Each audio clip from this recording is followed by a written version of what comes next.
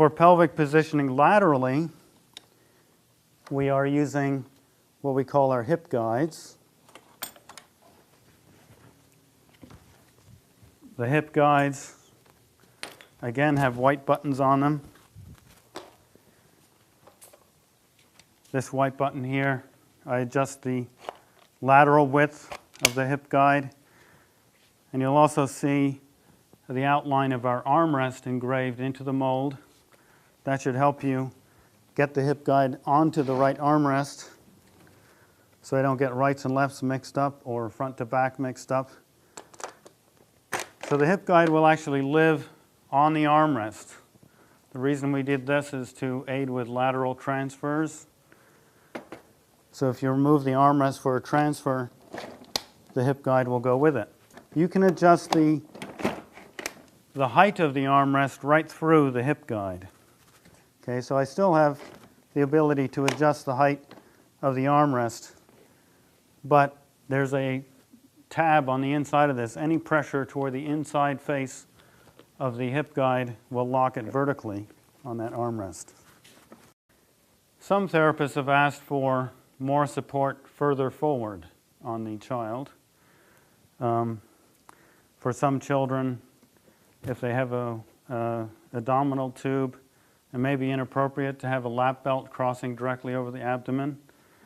And so we have a lap belt.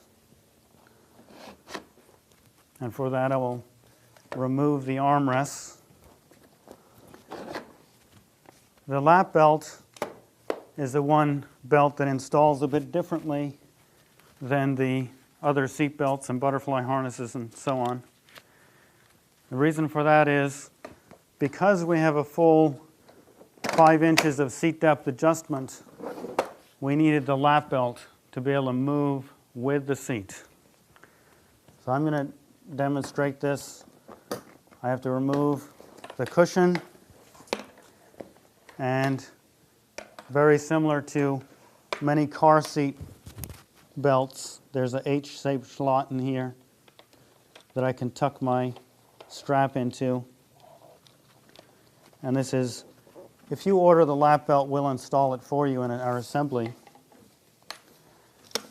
But if you want to install it in the field, it's very easily done.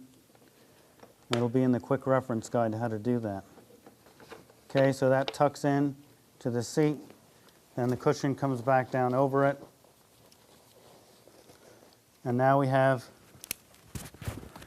a belt that stays the same distance away from the front edge of the seat, no matter what depth of seat adjustment we need. The last item I'd like to cover with the pelvic positioning is what we call our backrest filler. When the backrest is raised all the way up, and this filler will only really be needed in the top 3 positions of the backrest, you can apply this backrest filler. It has a very simple snap stud which snaps directly to the bottom edge center of the backrest. So the backrest filler pad works in the top 3 positions where you have an unsightly hole when the backrest is raised all the way up. To cover that up, to remove it, very simple tab on the back side, and I can unsnap the backrest filler to take it off.